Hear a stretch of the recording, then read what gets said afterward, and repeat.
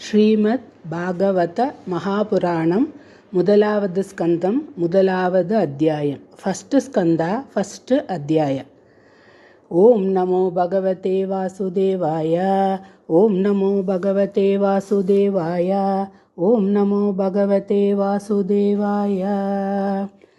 ஜன்மாந்த்யஸ்ய யதோன்வயாதிதரதச்சார்த்தேஷ்வபிஜ்ஞஸ்வராட் तेने ब्रह्महृदाय आदिकवये मुह्यन्ति यत्सूरयः तेजो वारिमृधां यथा विनिमयो यत्र त्रिसर्गो मृषा धाम्ना स्वेन सदा निरस्तकुहकं सत्यं परं धीमहि. धर्मप्रोजितकैतवोऽत्र परमो निर्मत्सराणां सतां वेद्यं वास्तवमत्र वस्तु शिवधं तापत्रयोन्मूलनं. श्रीमद्भागवते महामुनिकृते किं वा परैरीश्वरः सद्यो हृद्यवरुध्यतेऽत्र कृतिभिः शुश्रूषुभिस्तत्क्षणात्. निगमकल्पतरोर्गलितं फलं सुखमुखाधमृदत्रवसंयुतं पिबत भागवतं रसमालयं मुहुरहो रसिका भुवि भावुकाः. नैमिषे निमिषक्षेत्रे ऋषयः शौनकादयः सत्रं स्वर्गाय लोकाय सहस्रसममासत.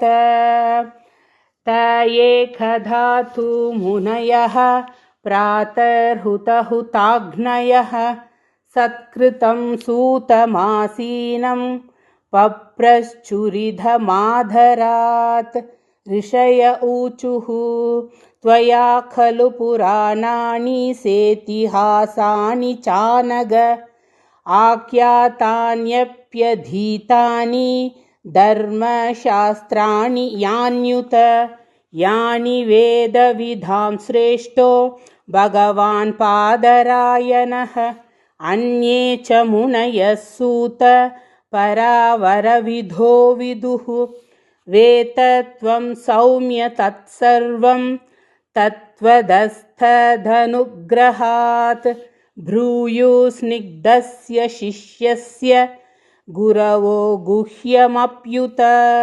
तत्र तत्राज्ञसायुष्मन् भवता यद्विनिश्चितं पुंसो मे कान्ततः श्रेयस्तन्न संसितुमर्हसि. प्रायेणाल्पायुष सभ्य कलावस्मिन् युगे जनाः मन्दासु मन्दमतयो मन्दभाग्या ह्युपधृताः.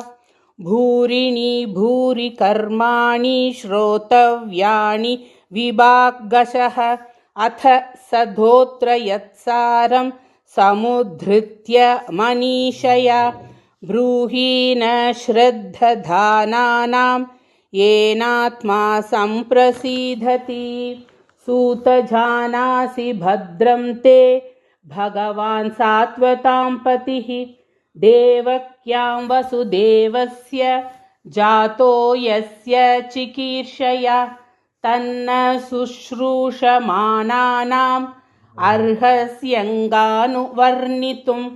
यस्यावतारो भूतानां क्षेमाय च भवाय च आपन्न संसृतिं घोरां यन्नाम विवशो गृह्णन्. ततः सद्यो विमुच्येत यद्भिभेधि स्वयं भयं. यत्पादसंश्रयासूत मुनय प्रशमायनाः सद्य पुनन्त्युपस्पृष्टाः स्वर्धुन्यापोऽनुसेवया. को वा भगवतस्तस्य पुण्यश्लोकेढ्यकर्मणः शुद्धिकामो न शृणुयात् यश कलिमलापहम्. तस्य कर्माण्युधाराणि परिगीतानि सूरिभिः ब्रूहि न श्रद्धधानाना लीलया ददत कलाः अताक्या हि हरेर्धीमन्नवतारकथाशुभाः लीलाभिदधतः स्वैरम् ईश्वरस्यात्ममायया वयं तु न वितृप्याम उत्तमश्लोकविक्रमे यच् सज्ञानां स्वादु पदे पदे कृतवान् किल वीर्याणि सह रामेण केशवः अतिमर्त्यानि भगवान् गूढकपटमानुषः कलिमागतमाज्ञाय क्षेत्रेऽस्मिन् वैष्णवे वयम् आसीना दीर्घसत्रेण कथायां सक्षणा हरेः त्वं न सन्दर्शितो धात्रा दुस्तरं निस्तितीर्षतां कलिं सत्त्वहरं पुंसां कर्णधार इवार्णवम् ब्रूहि योगेश्वरे कृष्णे ब्रह्मण्ये धर्मवर्मणि स्वां काष्ठामधुनोपेते धर्मकं शरणं गतः. ஸ்ரீமத் பாகவதம் மகாபுராணம் முதலாவது ஸ்கந்தத்தில் முதலாவது அத்தியாயம் முற்றிற்று. கோபிகா ஜீவன ஸ்மரணம் கோவிந்தா கோவிந்தா நாராயண அகில குரு பகவன் நமஸ்தே.